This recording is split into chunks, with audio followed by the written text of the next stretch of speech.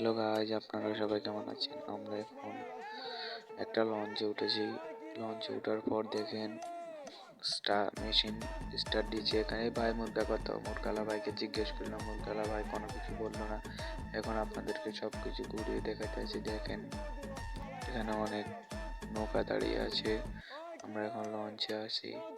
Launch থেকে আপনাদেরকে সব কিছু দেখাইতেছি ঘুরে ঘুরে। দেখেন ভাইরা নদী পিছনে অনেক বড়। এই দেখেন এখন লঞ্চ স্টার্ট দিতেছে, ফুল স্টার্ট হইতেছে। এখন দিকতে যাত্রী দেখেন আপনারা অনেক লোক।